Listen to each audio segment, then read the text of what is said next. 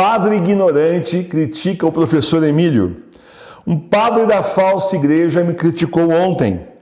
Enquanto a falsa igreja nos critica, é bom. Sinal que a gente está no caminho certo. Se eles elogiarem, daí a gente vai ficar preocupado e vai ver onde é que nós estamos errando. O padre ignorante se incomodou com a programação da Capela da Sagrada Face, justamente a programação de agosto.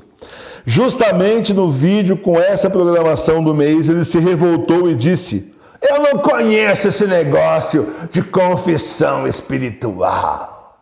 Com exclamação e tudo. Pois é, o que será que ele estava fazendo no seminário que ele perdeu essa aula, não é mesmo? Ou será que ele não teve essa aula?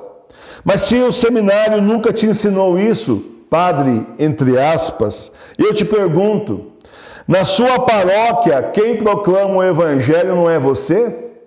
Sim, porque na Missa Nova, o Evangelho de São Lucas, capítulo 18, versículos 9 a 14, é proclamado no 30º domingo do ano C. A última vez, padre, que você tem que ter proclamado esse evangelho foi no dia 27 de outubro de 2019. Você não se lembra?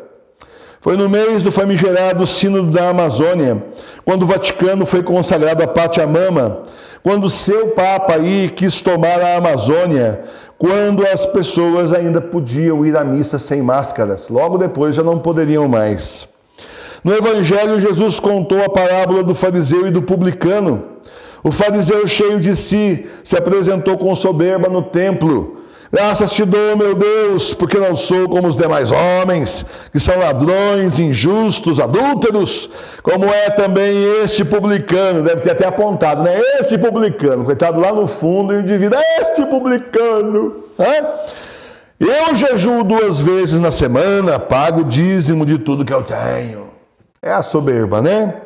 Na sua soberba, o fariseu usa o santo nome de Deus em vão, pecado mortal, e já se achava salvo, como tanta gente da igreja falsa se acha, como tem tanto padre por aí que se acha salvo só por ser padre. Mas lá longe, o publicano não ousava nem levantar os olhos ao céu. Quem era ele? O publicano era um cobrador de impostos. Ele cobrava impostos dos judeus para os romanos, e então era muito odiado por isso. Havia ainda aqueles publicanos que roubavam, cobravam impostos a mais e embolsavam parte desses impostos. O publicano era considerado um pecador, desprezado pelo templo, desprezado pelos fariseus, desprezado pelos sacerdotes. Mas o publicano reconhece seus pecados e, de forma humilde, sem coragem de olhar para o céu, ele bate no peito e diz: meu Deus, sê propício a mim, pecador. E Jesus diz que o publicano voltou justificado para a sua casa e o fariseu não. Porque todo que se exalta será humilhado, e todo que se humilha frente a Deus será exaltado.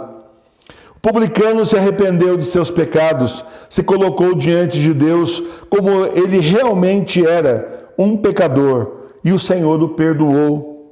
Ele confessou com o padre? Não haviam padres naquela época para que ele pudesse confessar. Ao longo dos 2000 anos da igreja, quantas vezes os fiéis ficaram sem padres para se confessar? Milhares, milhões de vezes. Muitas vezes por motivo de guerra, de distância, de heresias do clero, e atualmente por medo do bichinho, por falta de fé de muitos do clero e por total desinteresse, não havia um padre para os fiéis se confessarem. E esses fariseus modernos, arrogantes do clero, que se acham insubstituíveis, apesar de todas as suas heresias, de toda a sua soberba, da sua falta de fé e da sua excomunhão, acham o quê? Que nós estamos nas mãos deles? Que sem eles nós estamos condenados, então é muito bom pagar o dízimo e calar a boca e não questionar nada? Não, meus irmãos, o céu não é assim. Não foi para isso que Jesus veio do céu e morreu numa cruz, vertendo até a última gota de sangue por nós. Na Espanha tem uma imagem de um Jesus crucificado com a mão assim, um braço estendido. E a história dessa imagem é milagrosa. Um rapaz pecou, foi confessar com o padre o absolveu. No mês seguinte, o rapaz cometeu o mesmo pecado. O padre chamou a atenção dele, o absolveu e o mandou embora. No terceiro mês, o rapaz cometeu o mesmo pecado. E o padre falou: ah, não, dessa vez não, é brincadeira, não vou te perdoar dessa vez, você sempre comete o mesmo pecado. E Jesus então despregou uma das mãos da cruz e estendeu para o padre, dizendo: não foi o seu sangue que foi derramado por ele. Essa é a história dessa imagem. Está lá até hoje, uma imagem milagrosa. Não foi o sangue do padre que foi derramado por nós, foi de nosso Senhor. E nosso Senhor quer sim todos nós de volta. Ele está com os braços abertos, esperando que cada pecador retorne. E Ele abraçará cada um como o filho pródigo, como faz conosco, fará com todos que se arrependerem. De verdade. Então não pode simplesmente o padre negar a confissão, mas se ele nega, muitos aí até fazem uma confissão, outra meia boca, mas simplesmente não dão absolvição. Dizem o que é? Isso não é pecado, eu também faço isso. Desse jeito, absurdo.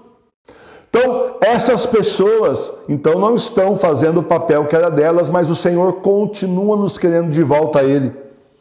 Não, Jesus veio ao mundo, meus irmãos, para nos salvar. Não importa se nós temos padres ou não, porque nós temos o sumo sacerdote, nosso Senhor Jesus Cristo, e com Ele nós nos confessamos. Ele conhece nosso coração e todos os nossos pecados. Nós precisamos nos arrepender e pedir perdão ao Senhor diante da Sagrada Face. E o Senhor, vendo nosso coração contrito, arrependido, vai perdoar sim os nossos pecados. Porque há mais festa no céu por um pecador arrependido do que por 100 desses justos, entre aspas, do clero, que acham que não precisam de Deus, que usam o nome de Deus para encher os bolsos.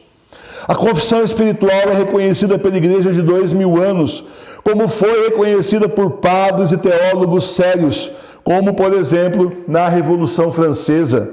Na Capela da Sagrada Face, aqui, nós fazemos a confissão espiritual todos os meses.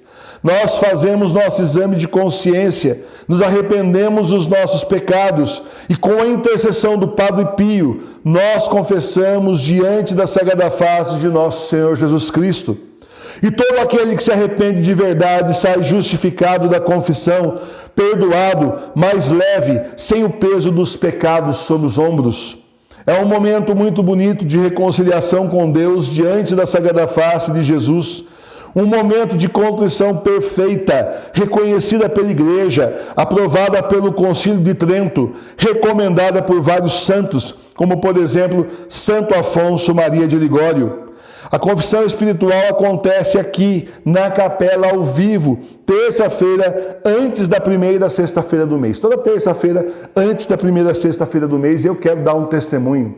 Eu passei por muitos desses padres relativistas que não perdoavam coisa nenhuma e diziam: você sabe que isso não é pecado, ou então, você sabe que Jesus já pagou pelos seus pecados. E eu saía mal, pesado, com os mesmos pecados no ombro, ia lá diante do sacrário pedir perdão a nosso Senhor, ia lá rezar uma Ave Maria, um Pai Nosso, um Glória ao Pai, pedindo ao Senhor que me perdoasse, porque o padre estava na cara que não se importou com nada do que eu falei, abria minha alma para esse indivíduo, e ele não perdoou nada, e não foi só uma vez que isso aconteceu, de sair da confissão sem me sentir perdoado. Mas meus irmãos e minhas irmãs, diante da Sagrada Face do Senhor, eu me sinto perdoado, eu sou perdoado pela intercessão do Padre Pio, que aí nós colocamos a imagem ali no lugar de São Miguel. Eu me sinto sim perdoado, a professora Milene também, Madre Sofia também, e tantos de vocês que já fizeram aqui a confissão espiritual, porque o Senhor vê o nosso arrependimento e é baseado nessa passagem do Evangelho de hoje, que Ele então perdoa os nossos pecados. E quando todas as igrejas estiverem fechadas, porque tem umas que estão abertas aí, mas ora, essas pessoas nem são padres, aí a ordenação deles é inválida, ou então são excomungados, não podiam administrar sacramento nenhum para ninguém. E aí eu pergunto, as pessoas vão lá atrás dessas pessoas relativistas, excomungadas, inválidas? Excomungadas não! Vamos atrás do Senhor, o sumo sacerdote da nossa igreja, a cabeça da Igreja Católica Apostólica Romana. Vamos pedir perdão a Ele por intercessão do Padre Pio, o mesmo Padre Pio que no meio da pandemia apareceu num hospital da Itália, um senhor lá morrendo, pedindo um padre, não aparecia padre nenhum, e o Padre Pio apareceu para ele e fez a confissão dele. Então nós pedimos com muita fé que o Padre Pio nos confesse e nos confessamos diante da Sagrada Face do Senhor e somos sim perdoados. Por isso, meu irmão, minha irmã, eu te convido, toda terça-feira, a terça-feira antes da primeira sexta, nós temos confissão espiritual aqui. Por exemplo, agora, terça-feira agora, 3 de agosto às 20 horas, tem confissão espiritual e vai ser transmitido pelo canal da Sagrada Face. Venha se reconciliar com o Senhor. Não se preocupe, você não vai ter que acusar os seus pecados publicamente aí no chat, não. Pode ficar sossegado. Nós fazemos um enorme exame de consciência profundo aqui. E o Senhor nos perdoa sim, se nós realmente estivermos com o coração contrito. Já vá desde já preparando aí a sua lista do exame de consciência, seus momentos de oração. Hoje é domingo, ainda até terça. Vai se preparando desde já para essa confissão.